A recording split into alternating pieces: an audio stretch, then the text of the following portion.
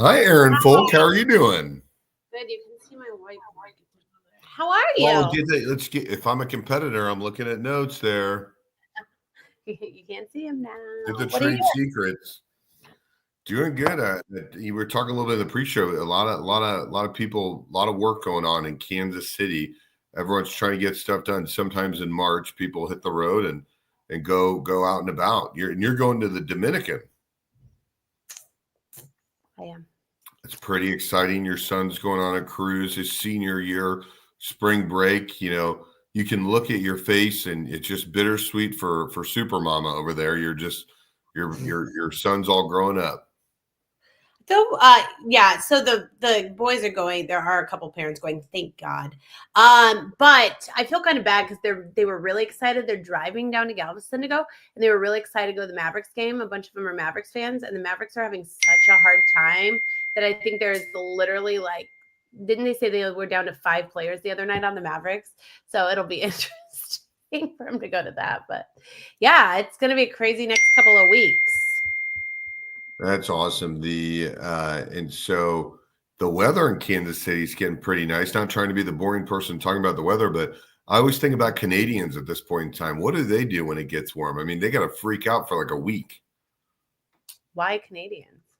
Because it's just when it's so cold all year. I don't know about you, but I mean, it just feels great with the weather I going think good. that depends what part of Canada you live in. I have a lot of friends that are Canadians, and it's colder here than some places. No, a good point. I'm just saying business creates commerce when people are happy. A lot of people are happy right now. People are happy. Well, it's a fun week here, especially we've got March Madness, we have St. Patrick's Day, spring break, a lot of cool stuff going on. Look, Paul says today he is watching while applying sunblock because apparently it's summer now. I know. I heard you guys had a blizzard when I was in Miami last week. I don't know, but Paul Fogel is the comedy writer for Drinks with Leaders, and he's the best.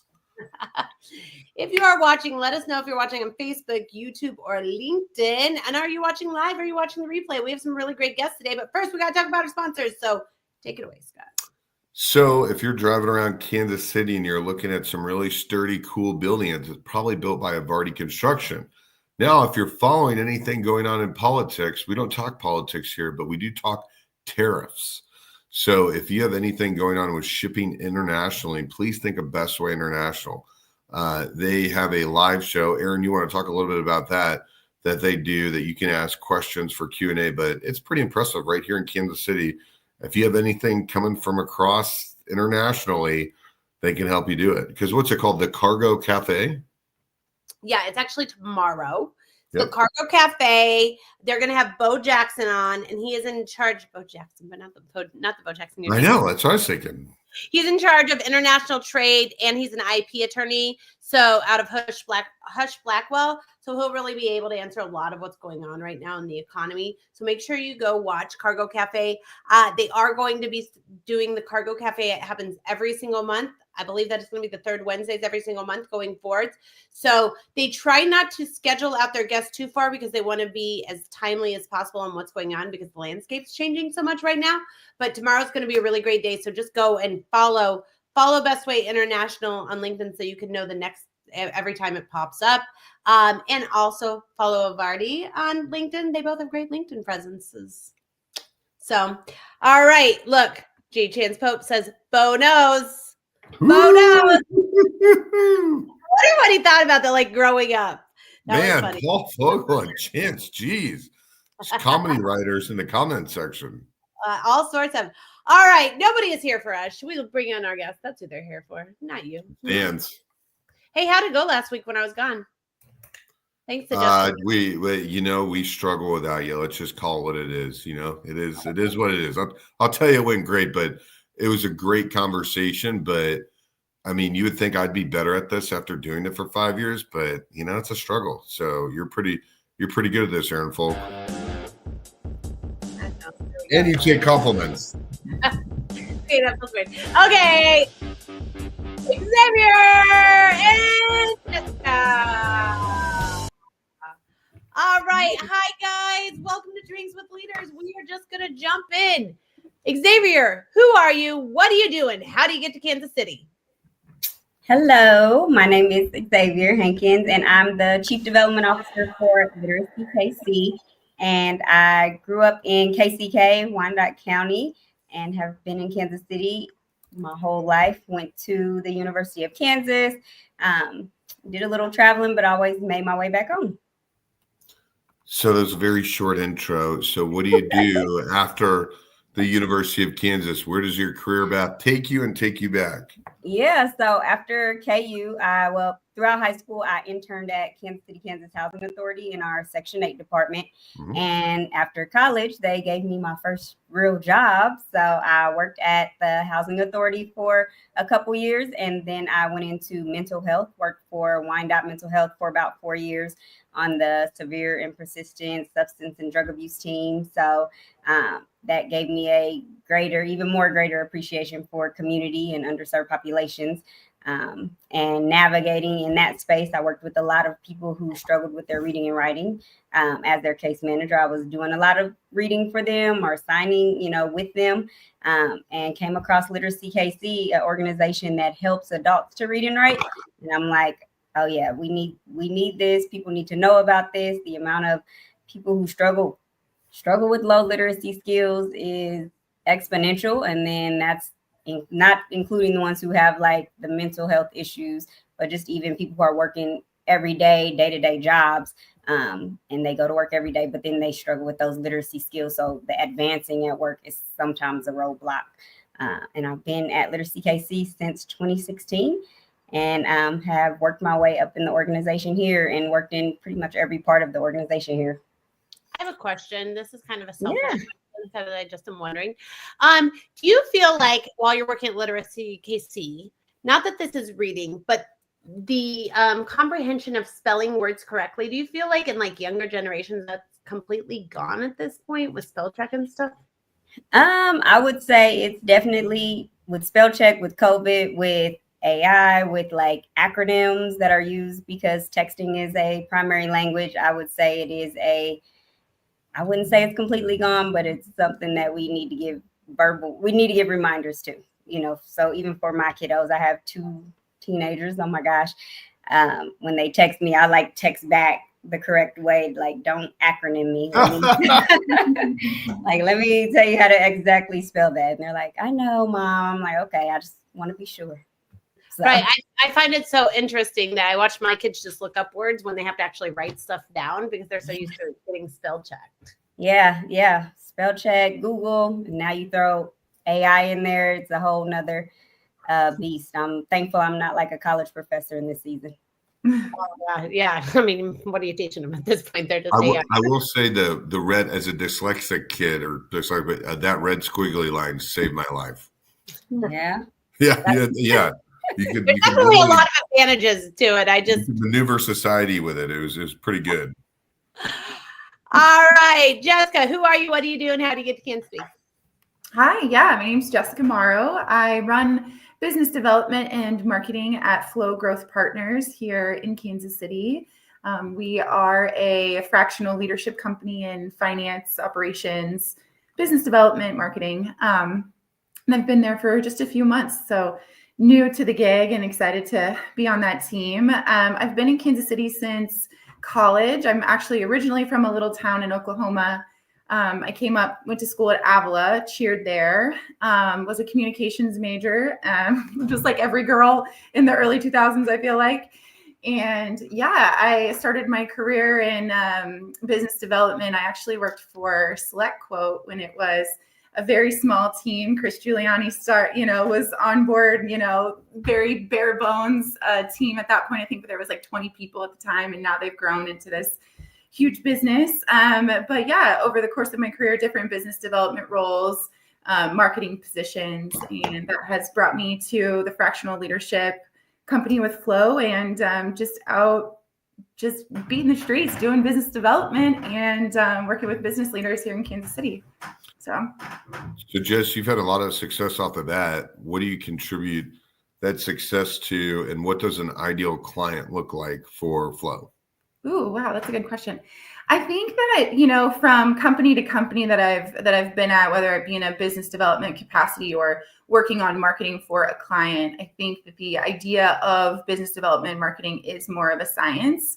So if you can get down to the nitty gritty of, to your point, understanding what an ideal client is, understanding what products or services that you're trying to sell, and what of those are the most impactful to your revenue, and making sure that that is streamlined and in line is kind of the science behind it. And then just being creative and speaking to people in a language and in a way and on a platform where they're able to hear you and see you. So you're not speaking into the void, I think has been another key factor in, business development efforts. In terms of who's a good client for Flow, I won't get into the super nitty gritty, but really the kind of long and the short of it is those who are going through a change, they're going through an evolution. They may be going through a merger or an acquisition, either on the buy or the sell side, or they're launching a new product, needing to professionalize certain aspects of their business. So there's a lot of ways that we can help. And I think that fractional finance has been, pretty commonplace over the past handful of years. And so just applying that same sort of thought, leadership, and sort of working relationship with our clients outside of finance and into operations, marketing, business development. So, and I'm like right on the buzzer. Look at me. Thanks, Scott. So we're going to change this to Xavier. So Xavier, what was the most pivotal point in your career?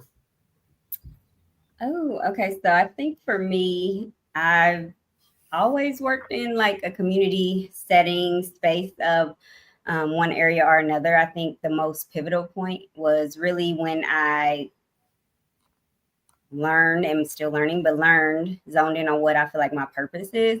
And that just really realizing that, the unity in the work community, like you can't get anywhere by yourself, and that it takes people to move anything forward. And so I think just learning that, working with community, building those relationships, that anything that we want done in our community, any greatness that we potentially could get done, that we get done, that we would like to have done, it's going to take people working together for that. And my purpose is serving community. Servant leadership is like my guiding star. So I feel like once I learned that, it gave me a zoned in path of like the route that I want to go, like helping, at Literacy KC, I'm not an instructor, so I'm not directly in classes teaching them to read, but able to find the support for students who wouldn't be able to afford paying for classes to learn how to read or to get their high set, or, learning English or those workforce development programs. So able to keep those programs and services free. So still being able to help. And then as well, even working here, I'm able to work with other organizations. Kansas City has so many amazing nonprofits that as I can support them, I always try to. What are speaking of like the Big 12 event that's coming up, we talked about, what are some of the fun events that Literacy KC has that the audience should know about? Yeah, so we do a really fun, so we have our breakfast coming up on May the 1st, and that's really a student showcase. So that's really the time to hear from students and hear, their stories, what their journey through the program, whatever route they're taking. Some students go through multiple layers of the program. And then in October, we do a really fun event, mini golf. It's usually in the KC Live Power and Light area. It's outdoor custom built mini golf holes, and it goes through the Power and Light, down Walnut Street, like through PNC Plaza. So a really lively, fun event, family friendly. You hear from students, we have live music, it just goes all day. So that's a really fun event. And then in January, we always do our costume themed trivia night. And so that's always fun because teams get very competitive in the trivia, but then as well as with like the costumes, because they win awards for best themed table, best themed costume. So it's really cool to see our corporate partners, our supporters, friends, volunteers just kind of come, let their hair down, and just have a good time for a good cause. Awesome. Yeah. So it's costume as this year. So this past year it was 80s themed. So 2026 will be 90s. Oh, so it just goes up every year? So after this year, we're kind of thinking of, maybe doing like 50s, 60s. I was thinking like Grease vibes. Oh, yeah, with the poodle skirts, and I love movies, so I'm like always but then it's so many ways we can go. I'm excited for all the endless possibilities we can do with themed costume events. That's fun. I still have some of my 90s clothes and my daughter's into wearing them. Are you guys Okay. there? Oh, yeah. So you're already ready for next year then? I'm ready. All right, Scott, go ahead. Jess, what was the most pivotal point in your career? Ooh. Well, I was at Dimensional Innovations for several years in my career. And one of the interesting things about my time with DI was we were able to take the work that they do, that they're so well known for in sports and entertainment, and bring it into healthcare. And I think that the pivotal part in my career that I experienced while there was, obviously it was a great culture, a great company. But just the idea of if, someone tells you no, you're asking the wrong person. I came to learn that lesson, when I was proposing these ideas to hospitals or trying to secure funding or working with, the physicians or, even our internal team on trying to bring ideas to life. So if there's a will, there's a way. And whether you're in business development, marketing, or what have you, like most of the time, if you're hearing no, there's more to uncover, and you might not be talking to the right person. So. Oh, I also think Kris Jenner said that too.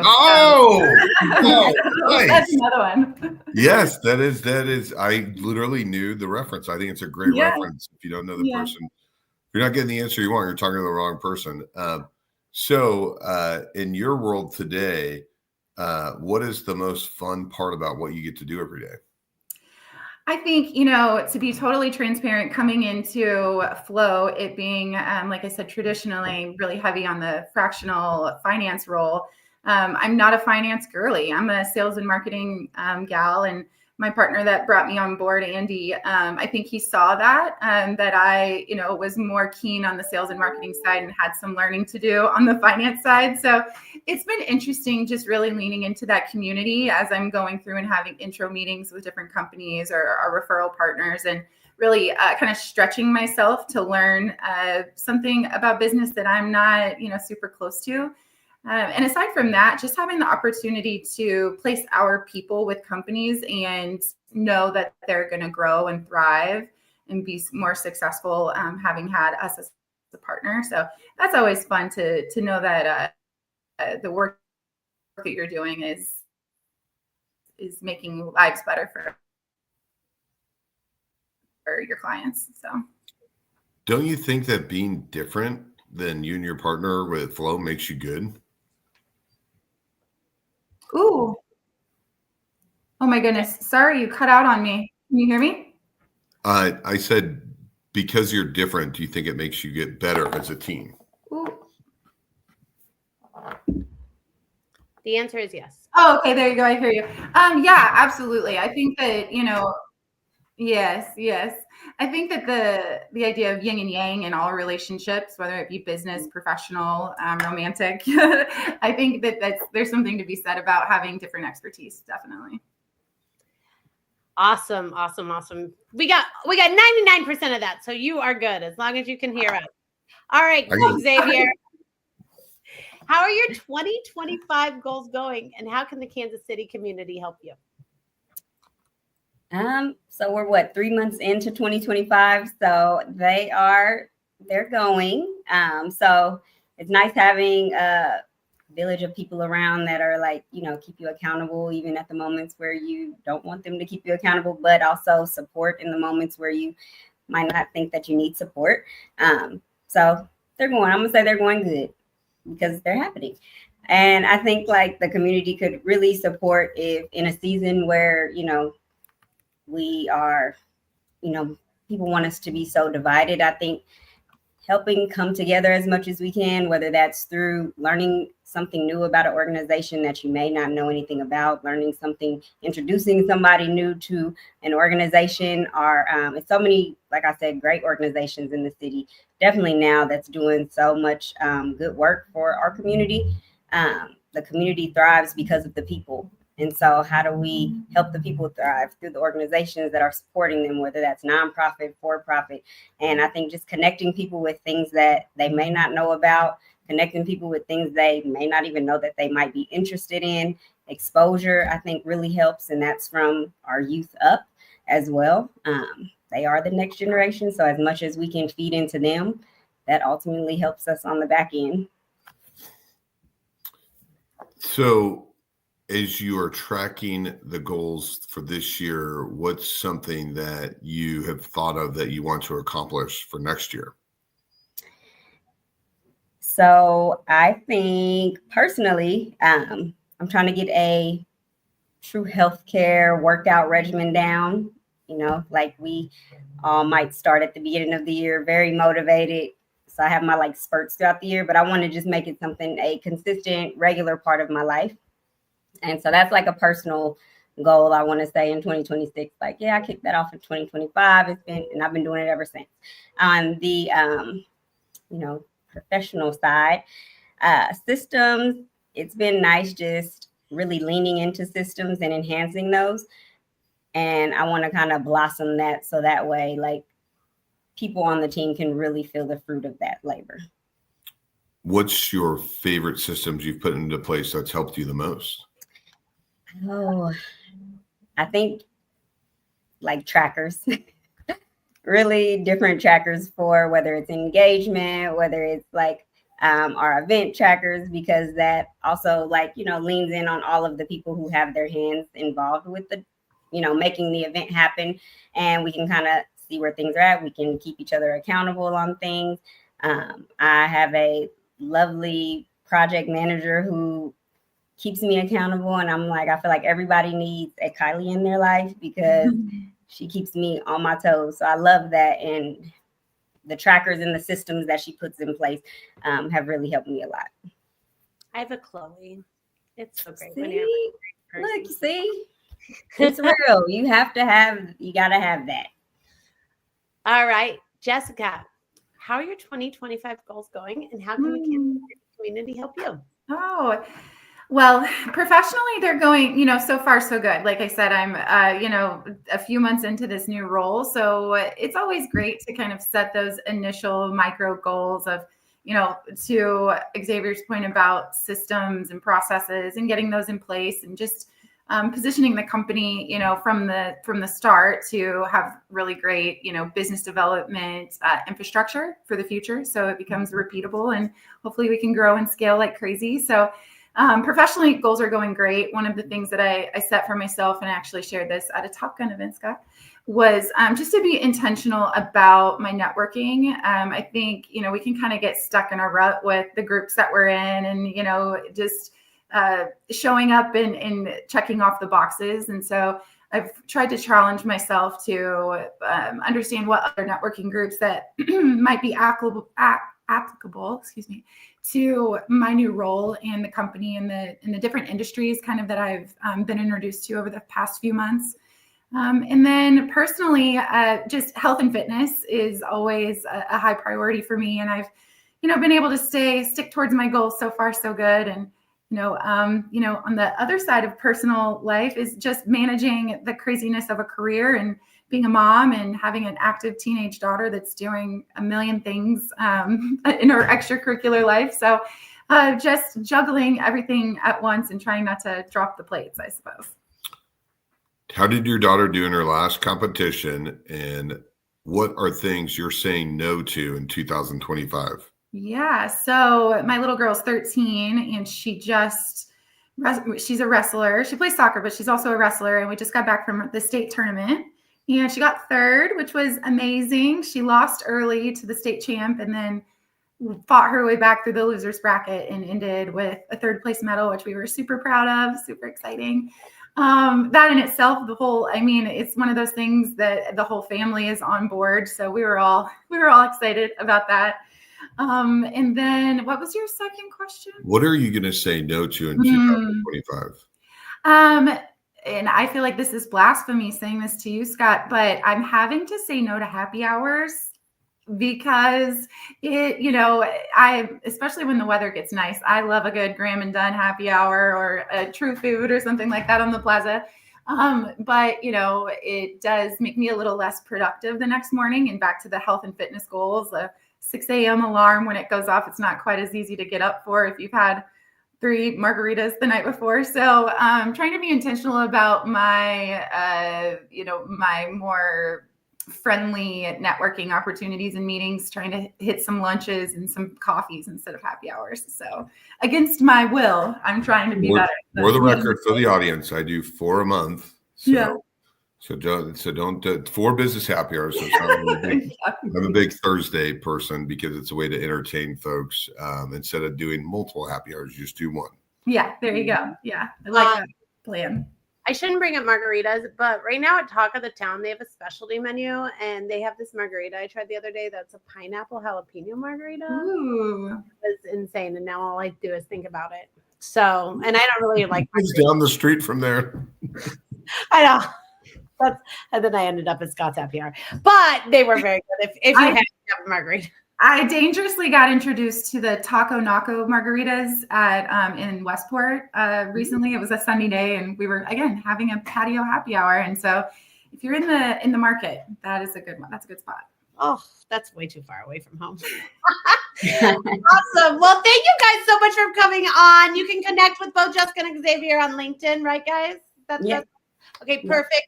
Thank you so much to Evardy and to Bestway International. Make sure you check out Cargo Cafe tomorrow on Bestway International's LinkedIn page. It'll be a live show. And then thank you, Scott, for co-hosting. Well, we are not going to be here next week because it's spring break. So we will be back the following week. But we hope everybody enjoys this spring / soon to come up on summer and have a wonderful, wonderful week. Bye, guys. Bye.